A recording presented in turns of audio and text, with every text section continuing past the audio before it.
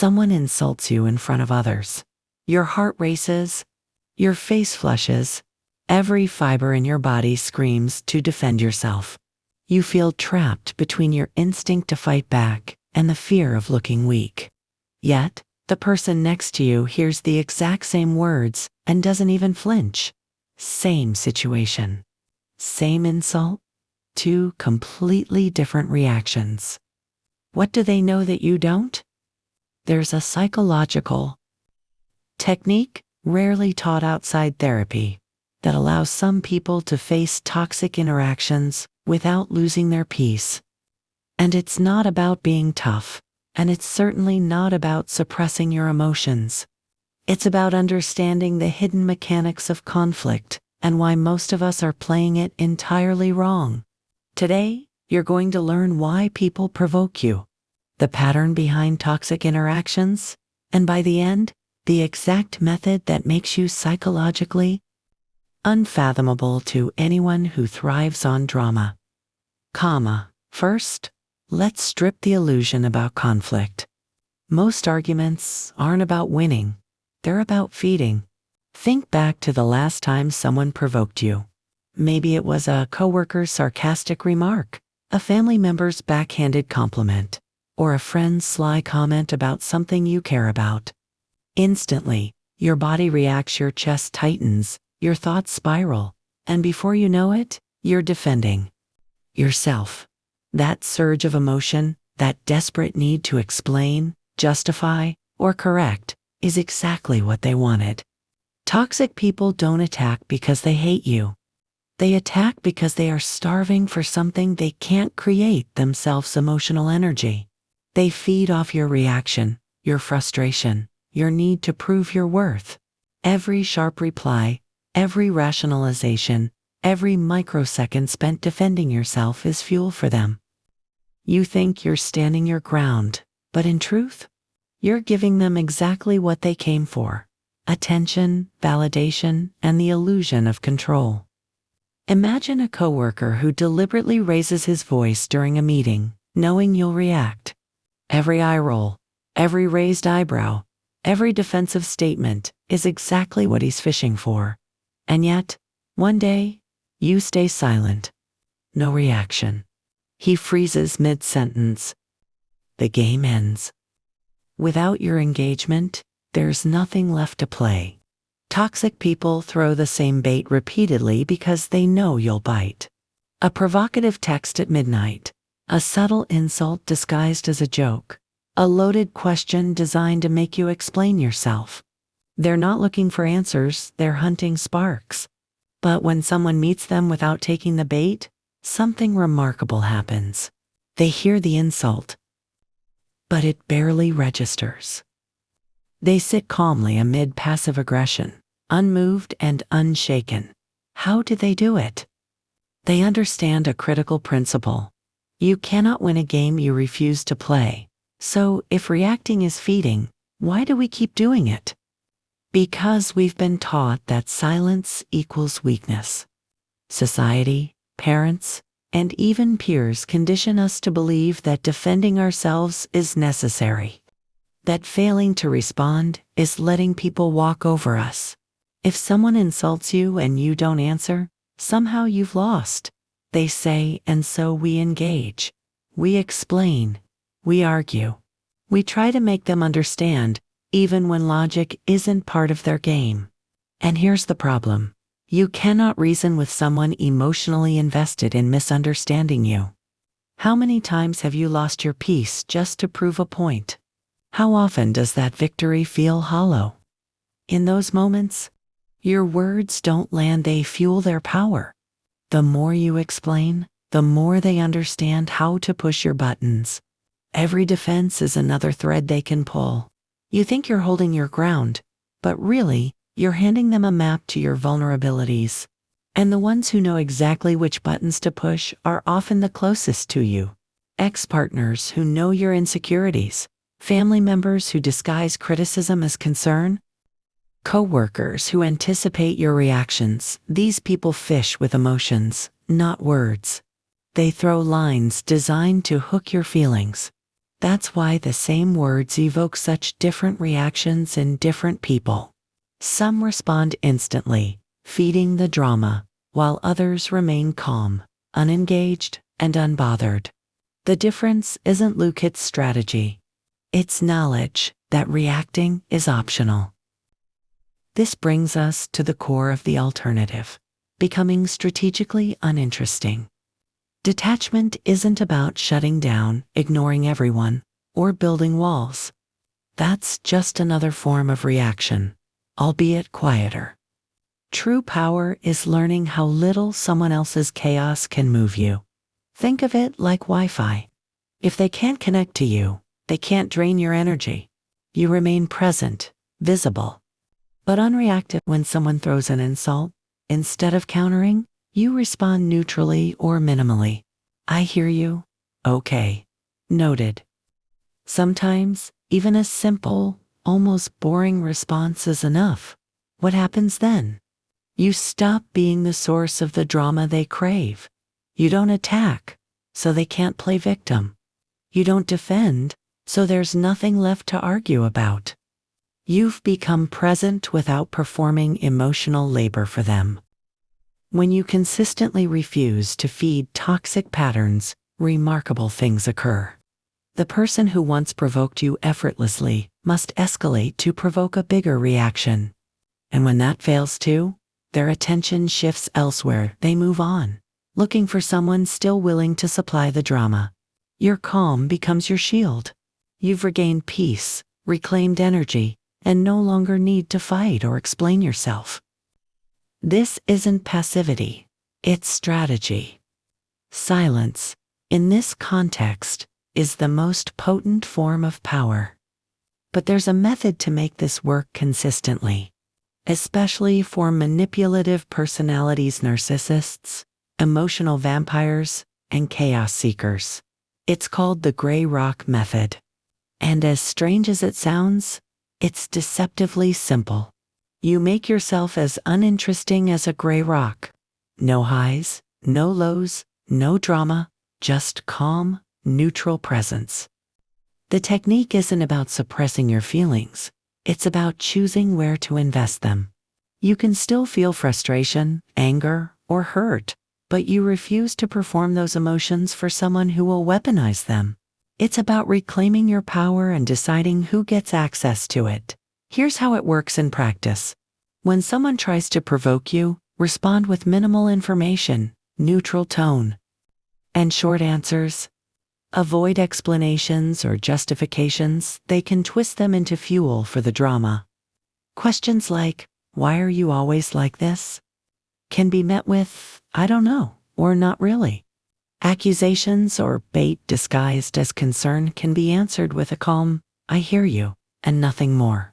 The key is consistency. Your neutrality removes the emotional reward they're seeking, leaving them unfulfilled and powerless. You're still aware. You're still present. But the chaos no longer touches you. Becoming strategically uninteresting is where the real transformation begins. Many people misunderstand detachment. They think it means shutting down completely, building walls, or cutting people off. That's not the point. Those are still reactions, just quieter ones.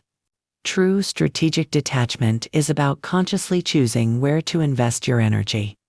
You remain fully present, engaged with life, but selectively unreactive to those who thrive on chaos. Imagine yourself like Wi-Fi. If they can't connect, they can't drain you. You're visible, aware, and calm, but their attacks bounce off without leaving a trace. They throw insults, they provoke, they attempt to trigger, and you respond minimally or sometimes not at all. A simple "okay" or "I hear you" is all that's needed. The game collapses because the fuel is gone. Once you master this, the effects ripple outward. That coworker who once derailed your day with a single sarcastic remark now barely registers. The family member who could always push your buttons still tries, but it no longer affects you. Your energy, previously consumed by reaction, is now yours again. You're no longer a participant in the drama they escalate, but without your engagement, their attempts fail. Eventually, they grow bored or move on entirely. You've reclaimed your peace, and in doing so, you've quietly won. This is the beauty of choosing not to participate. The person seeking chaos has no leverage, no satisfaction, and no power. And here's the critical piece most people miss. Strategic detachment isn't about suppressing emotion. You can feel anger, hurt, or frustration fully, but you don't have to act it out. You don't have to provide the performance that fuels someone else's satisfaction. Your emotions remain yours, but the battlefield is no longer theirs to manipulate. Real strength lies not in reacting first or fighting harder, it's in deliberately choosing not to react at all. You save your energy for people who earn it, for situations that matter, and for relationships that honor your vulnerability. Everyone else receives the gray rock treatment.com. Now, let's explore the gray rock method in depth. This technique, taught by therapists dealing with narcissists and manipulators, is about becoming as uninteresting as a gray rock. It's a paradox. By appearing boring, unresponsive, and emotionally neutral, you strip the other person of the chaos they crave. There are no highs, no lows, no drama. In practice, this means minimal verbal responses, calm tone, and avoidance of over-explaining. Questions like, "Why are you always like this?" can be met with, "I don't know," or "Not really." Provocative statements such as, "You're ignoring me," or "Don't you have anything to say?" are handled with, "I'm listening," or a simple, neutral acknowledgement. Over time, your consistent neutrality deprives the manipulator of the reward they are seeking. They cannot play victim. They cannot extract justification. And they cannot provoke. You are present, but not engaged, solid, steady, and unshakable. The profound impact of this approach extends beyond individual interactions. When you consistently implement gray rock, you reclaim control over your inner world. People may still speak, they may still provoke, but it stops affecting you. Their attempts to manipulate your emotions fade into background noise.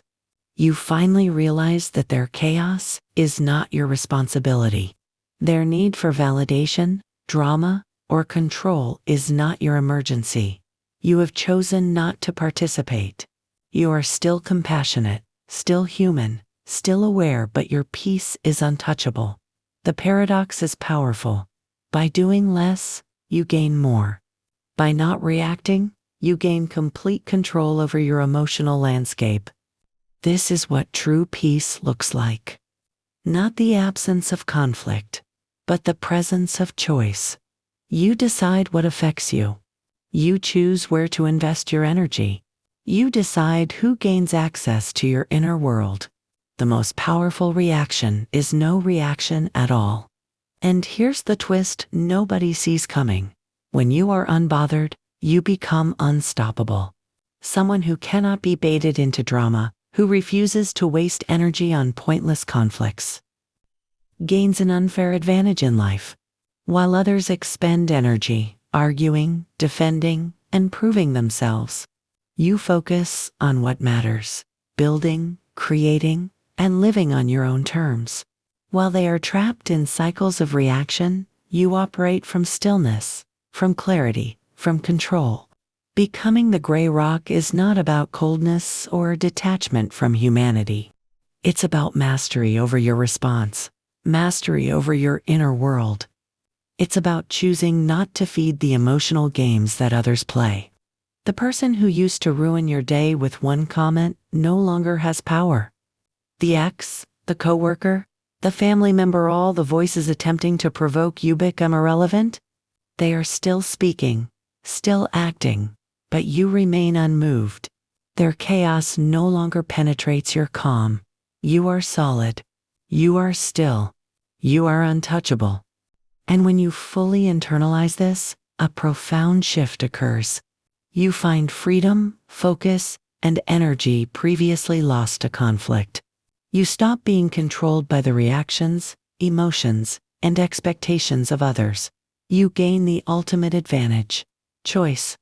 The ability to decide which battles to engage in, which conversations to invest in, and which provocations to ignore. You are no longer a participant in the emotional games of others. You are the gray rock, solid, unmoved, and unbothered. So, the next time someone tries to pull you into chaos, remember, you don't owe anyone a reaction. Your energy is precious. Your peace is valuable. Your emotions are yours to control. Respond selectively. Respond minimally. Respond neutrally. And when you do, something incredible happens. The game ends. Not because they gave up, but because you refuse to play. Their problem is no longer yours. Their chaos has no grip on you. Their need for drama is irrelevant to your life. You've chosen calm as your default state. You've become unstoppable. Stay solid. Stay still. Be the gray rock. The one who cannot be triggered cannot be controlled. The moment you embrace this truth, life shifts. Arguments that once stole your energy now roll off. Provocations that once dictated your emotions now fail.